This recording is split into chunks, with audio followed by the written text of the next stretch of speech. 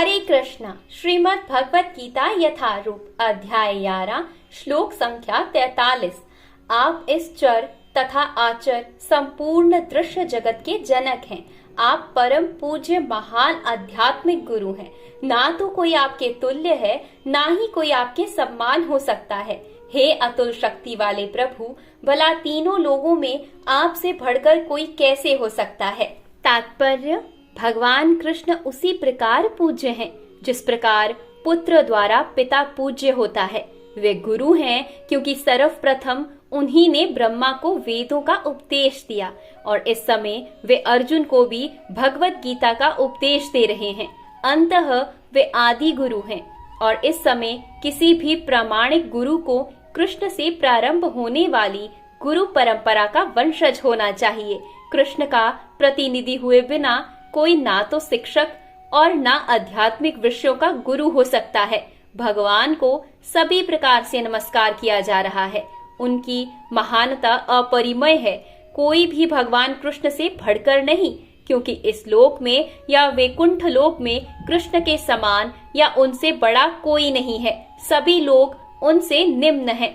कोई उनको पार नहीं कर सकता। श्वेताक्षर उपनिषद में कहा गया है, भगवान कृष्ण के भी सामान्य व्यक्ति की तरह इंद्रिय तथा शरीर हैं, किंतु उनके लिए अपनी इंद्रियां, अपने शरीर, अपने मन तथा स्वयं में कोई अंतर नहीं रहता।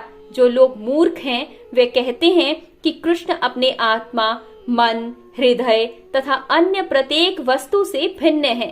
कृष्ण तो परम है। अंततः उनके कार्य तथा शक्तियां भी सर्वश्रेष्ठ हैं। यह भी कहा जाता है कि यद्यपि हमारे समान उनकी इंद्रियां नहीं हैं, तो भी वे सारी इंद्रिय कार्य करती हैं।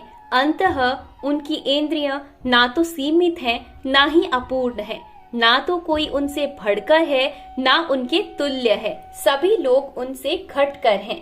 परम पुरुष का ज्ञान, शक्ति तथा कर्म सभी कुछ दिव्य है। भगवत गीता में कहा गया है, जो कोई कृष्ण के दिव्य शरीर, कर्म तथा पूर्णता को जान लेता है, वह इस शरीर को छोड़ने के बाद उनके धाम को जाता है और फिर इस दुखमय संसार में वापस नहीं आता। अंततः मनुष्यों को जान लेना चाहिए कि कृष्ण के कार्य अन्यों से भिन्न होते हैं। सर्वश्रेष्ठ मार्ग तो यह है कि कृष्ण के नियमों का पालन किया जाए। इससे मनुष्य सिद्ध बनेगा। यह भी कहा गया है कि कोई ऐसा नहीं जो कृष्ण का गुरु बन सके। सभी तो उनके दास हैं। चैतन्य चरिता अमृत में इसकी पुष्टि होती है। केवल कृष्ण ईश्वर हैं, शेष सभी उनके दास हैं। प्रत्येक व्यक्ति उनके आदेश का पालन करता है।